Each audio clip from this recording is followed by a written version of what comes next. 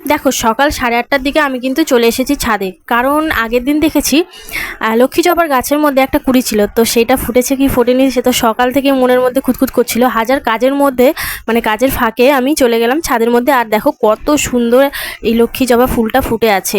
হ্যাঁ, লক্ষ্মী জবাগুলোকে এই জন্যই ভালো লাগে কারণ এগুলো বেশি বড় হয় না আর খুবই সুন্দর হয়, ছোট্টখাট্টো আর এক মিষ্টি কালার থাকে। তো আমার তো ভীষণ ভালো লাগে। তোমাদের লক্ষ্মী জবা কেমন লাগে আমাকে কিন্তু অবশ্যই জানিও। আর দেখো এই সাত সকালে রোদ্দুর কি তাপ। আর দেখো আমার বাগানে কিন্তু আজকে রং বেরঙের পর্তুলিকা ফুটেছে, গোলাপি, তারপর হালকা গোলাপি, তারপর বেবি পিঙ্ক কালার। আর এই যে দেখো তরুলতা গাছটার কুড়িগুলো কিন্তু অনেকটাই বড় হয়ে গেছে, মনে হয় আর কয়েকদিনের মধ্যে মানে 4-5 দিনের মধ্যে এগুলো একদম ফুটে যাবে। আর আমার আগের ভিডিওতে কমেন্ট করেছো শিপ্রা পোদ্দার আর মেহবুবা আক্তার। আর আমার প্রত্যেকটি ভিডিওতে কমেন্ট করো যার নাম না নিলেই নয়, সেটা হচ্ছে মাই সেলফ নিশা ভ্লগ। তোমাদের অনেক অনেক ধন্যবাদ আমার ভিডিওগুলি দেখার জন্য আর এত সুন্দর সুন্দর কমেন্ট করার জন্য।